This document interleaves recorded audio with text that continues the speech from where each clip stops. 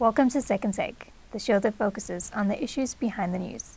Mining Weekly editor Martin Creamer joins me today to unpack the latest in the mining industry. Welcome, Martin. Thanks, Ashley. Can you tell us about Orion's progress towards operational commencement at Prieska in the Northern Cape? Yeah, there are three important hubs being developed there, and I think we must give credit to Orion Minerals. You know, they spotted this a long time ago. They've taken a long time to actually develop it, but we can see the first project, the Prieska project, it's a zinc copper project, really progressing very, very well now. And of course, you know, they are taking over mining infrastructure. This was a big copper mining area, big zinc mining area for Anglo, which was one of our big mining houses here.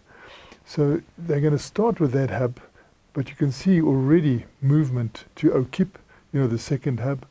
And then also it's going to be Jacob's main span.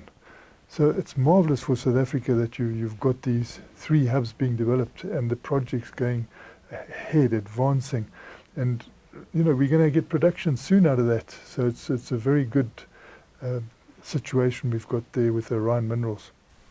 Now tell us about the $90 million joint venture deal between ARC Minerals and Anglo American. Yes, this is a very interesting one because it has been progressed by Nick van Schurending. He used to be with Anglo American.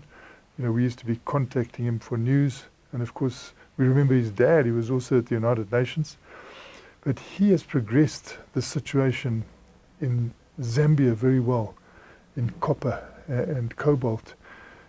And looking at it now as a partner and partnering is Anglo American. So, you know, Anglo American used to be in Zambia. They were big in copper in Zambia, and they withdrew from that, and we see them in South America quite active now. But I think with the benefit of hindsight, it would have been better if they sort of just clung on there, although it was difficult. The politics were difficult at the time. But at least now you can see them trying to step back in and doing this partnership deal with ARC, which is good for Anglo American because they need to expand in the copper field as well, and that gives them an advantage. Now Anglo American is also looking at Finland as a site for its next greenfield project. Yes, that's Sakati, and it involves a lot of different metals and minerals, but there's some platinum group metals there, there's nickel, there's copper, there's cobalt and others. And so it's an interesting move by Anglo American again. You can see most of their moves are outside of South Africa, unfortunately.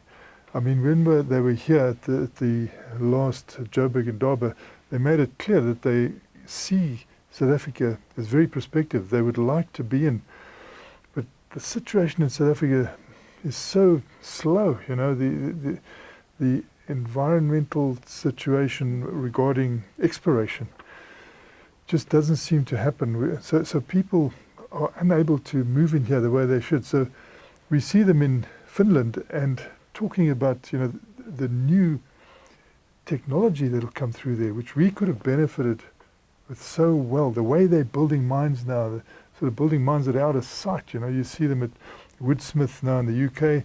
They want their mines to be very special and very big contributors to the economy, but not interfering with the environment.